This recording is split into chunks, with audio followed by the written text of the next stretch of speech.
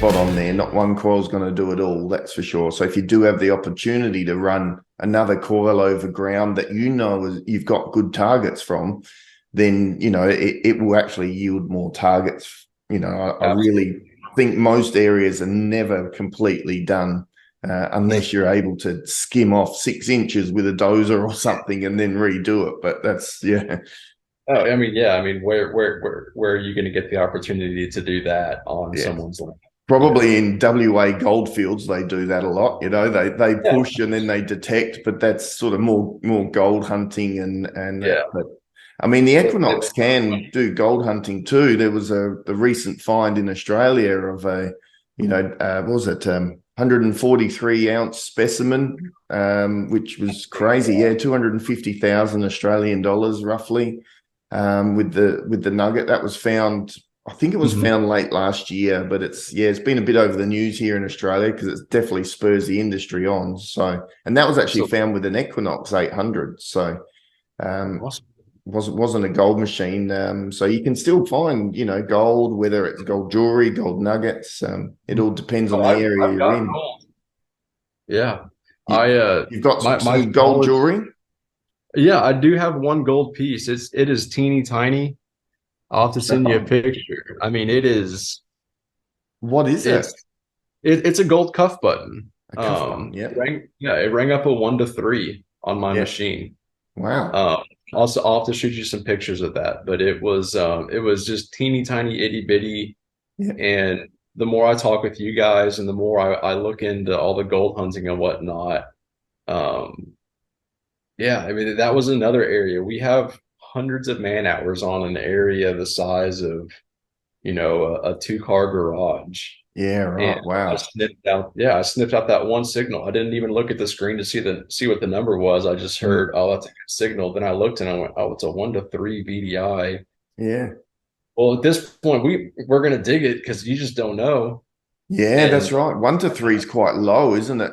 That's yeah, what would you normally expect with the target IDs around that sort of area with the coils?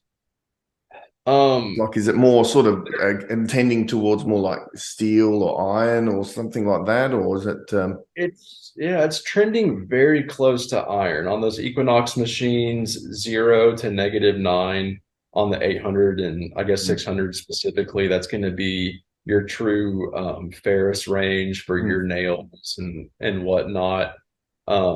Anything 1 to 40 on the Equinox 800 and 700 is going to be what they consider to be non-ferrous. mm. If I was at a public park, I would have thought that was going to be a gum wrapper or a ketchup packet. Yeah, I used to get it at McDonald's back in the day before they just made them all plastic. yeah, Because I've dug some of those. I've dug some of those ketchup packets at that site, yeah, and that's kind of what I thought it was going to be, except for the fact that it said it was like 4 or 5 inches down, and I went, "Well, I've found those ketchup packets here, but never have I not found that one depth. deep." Yeah, So, yeah, I was really glad I decided to dig it. yeah, it just Um, proves to dig everything, doesn't it? So that's yeah, that's you the really thing. So, do. You mm, got to dig everything. I even dig the signals, and I go, "It's probably going to be iron," and I still dig it. mm, And you know, majority of the time it's iron, yeah, which means that the product is working the way it's intended. It's yeah, sending a signal, it's receiving it, the machine's interpreting it, and you're able to make an educated assessment on what you're seeing and hearing and go, it's probably iron, but you just never know. mm, There could be iron and another good signal down there, and one time it's jumpy and you think, oh, it's a nail, and you dig it and you get a nail and something else, and you just yeah, for that's right.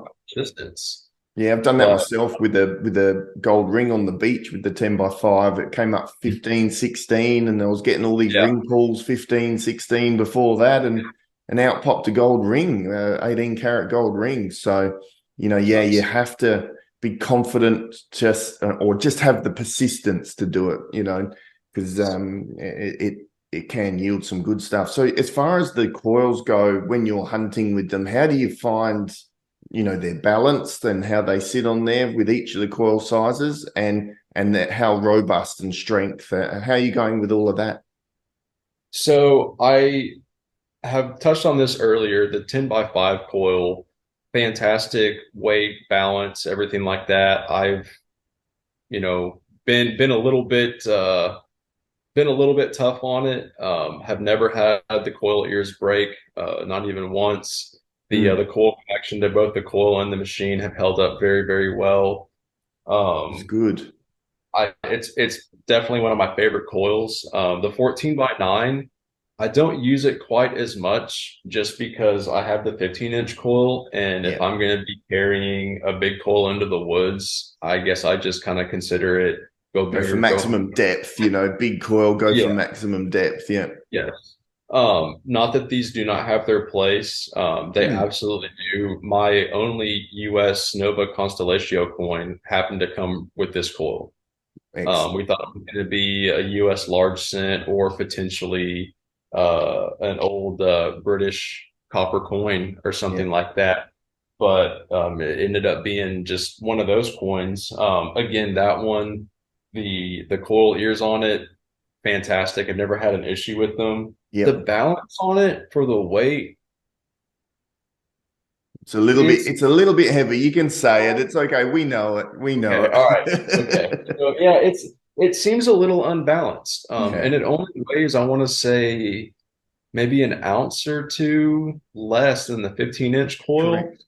Yeah. And I've taken this coil out before and hunted with it for 6 hours or so in the woods. Yeah. And I guess it's because it's round. The weight just feels more dispersed on it. Yeah, I But guess the elliptical shape, it's a bit more nose heavy or tail heavy, where that one's a yes. bit spread over the whole 15. So But these two have been my favorite two coils for yeah, sure. I they're have done definitely our water. best sellers. Yes. One thing I have seen, I have done water hunting with this coil, and I have heard before that the coil protection plate would come off in the water. I haven't personally experienced that, and I don't have any glue on here. I don't have Yeah. any zip ties, Yeah, so great, great. Yeah, I we haven't did had have a that happen. few. Yeah, we did have a few little initial issues where the skid plates were a little bit oversized. It was more of a molding issue from our Gotcha. plastics molding, and just sometimes that fitment, because we're a friction fit. If you don't get that Mhm. spot on, it can be a bit loose or too tight. So it's all been rectified. So if anyone just does have any issues, just let us know. We're always Yeah, here to help. I got my calls after I heard about that, and y'all had said y'all were making changes to correct Mm, that. mm. And again, to reiterate, I haven't experienced that with any of the calls that I have. No, So that's good. And look, they are a skid plate to protect the underneath. But if you happen to, some people have cable tied them on if they are having a few issues until we can get them a new one. On the beach, personally, when I'm on the dry sand and a bit of wet sand where it's not too bad, I actually take the skid plate off and run it without the skid plate because it yeah, saves a little bit of weight, it and does. the sand doesn't build up in there, which can add a bit of weight as well. Plus, Yep.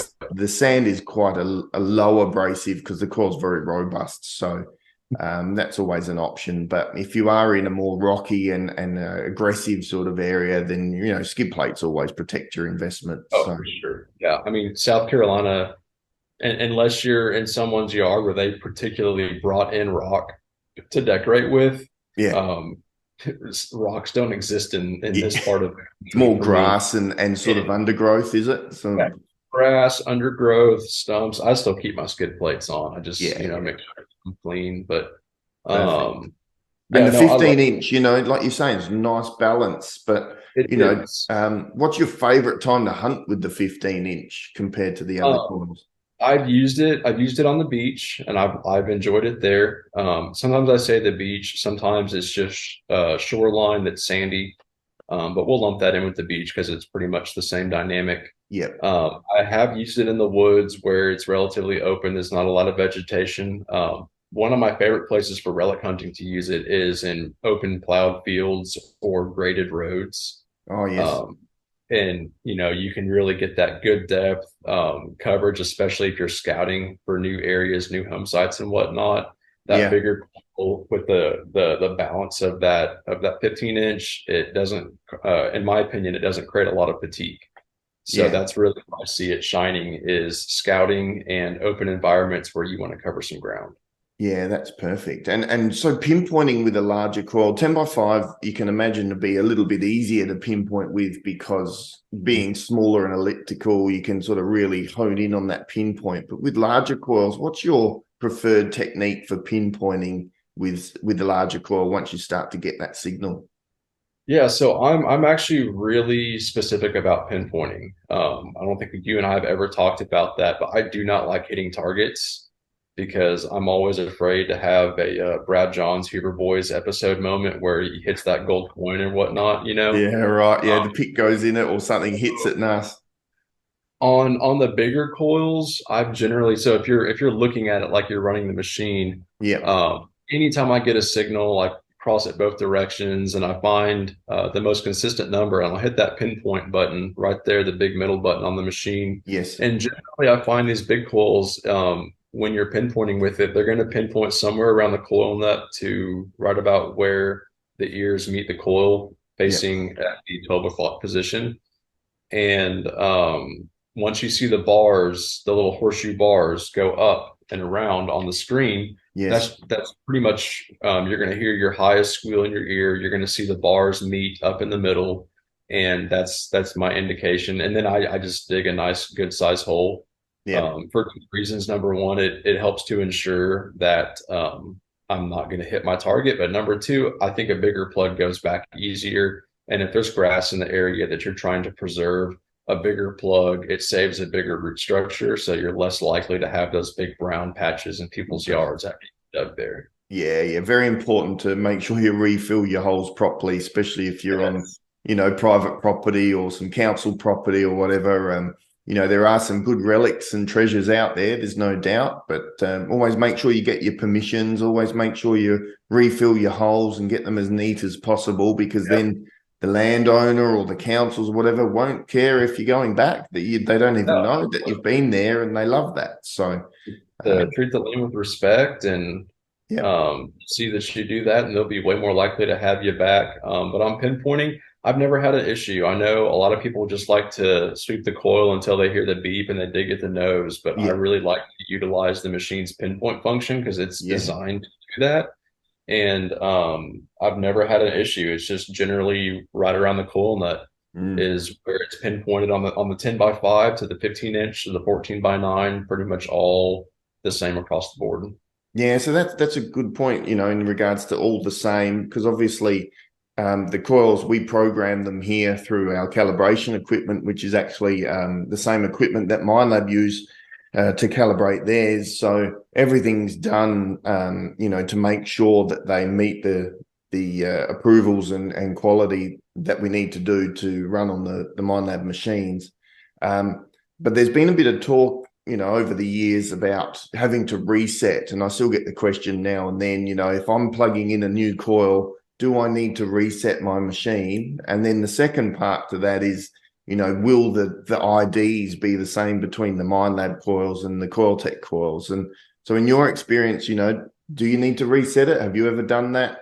And also target IDs, how are you finding them across all the coils?